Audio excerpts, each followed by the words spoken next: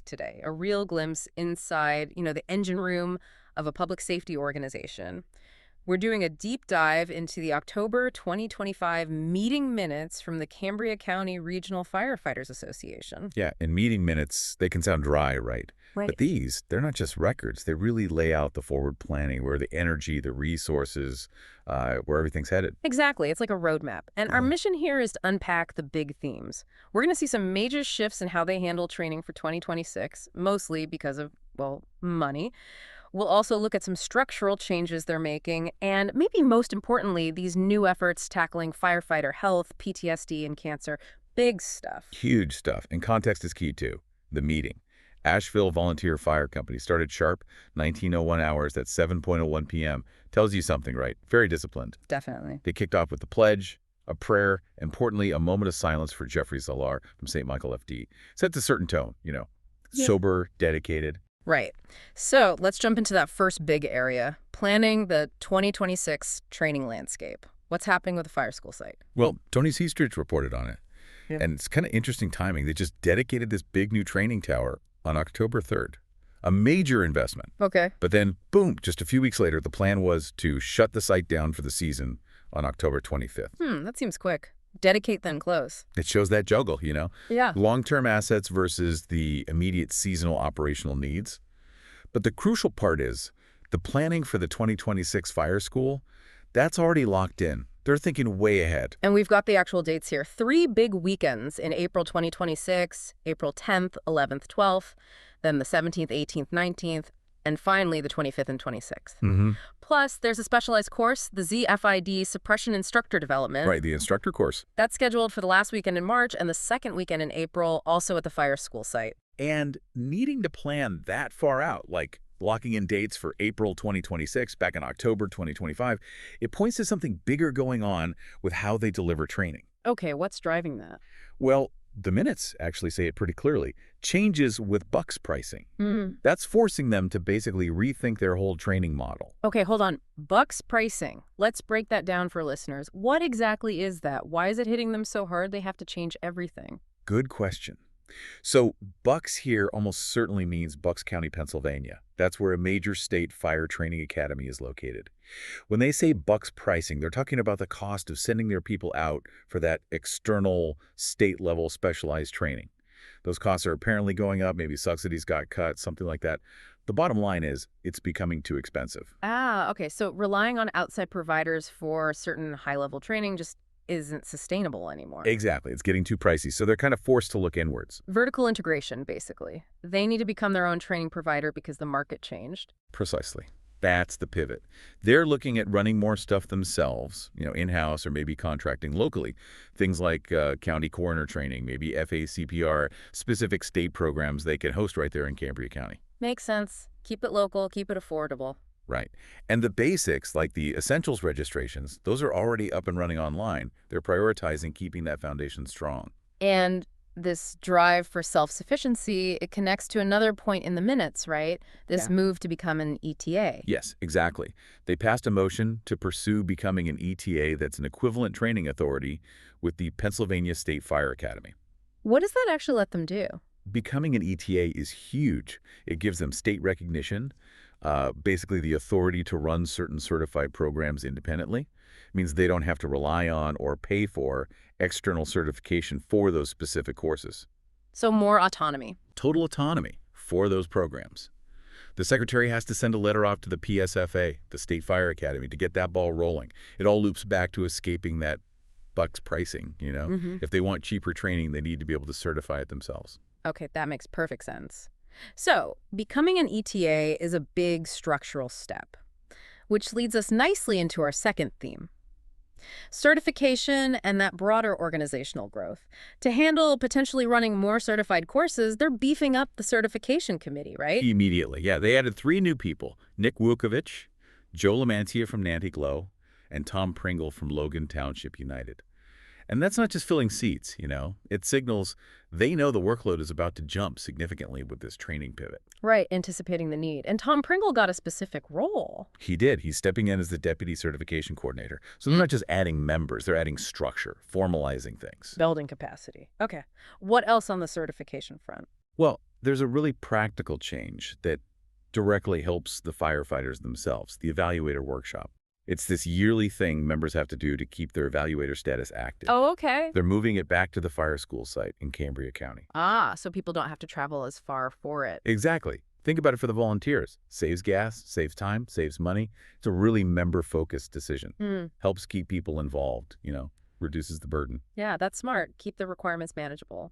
And it sounds like the association itself is growing, not just getting more organized internally. Lawrence Township. Right, under application review, Joe Adams reported they approved Lawrence Township as a new member.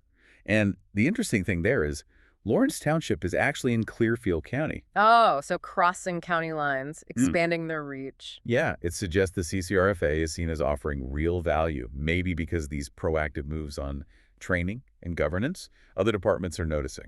Interesting. Okay, before we get to the really heavy stuff, there were a couple of other items, kind of day-to-day logistics. Yeah, some standard operational things. They're gearing up for the Chernisky Run Check presentation. That's December 5th, 11 a.m. at Nanty Glow FD. Okay.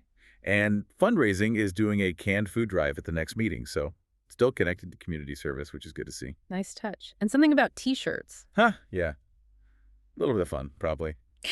They're running online polls to pick the color for the 2026 Fire Academy T-shirts. Keeps people engaged, even on the small things. Keeps morale up. All right, so those are the operational gears turning. Right, keeping the machine running.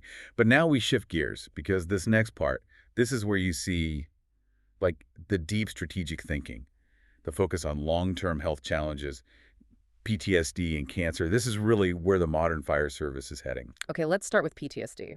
The minutes mention a new act allowing firefighters to file for workers' comp for PTSD. That sounds like a win. It sounds like one.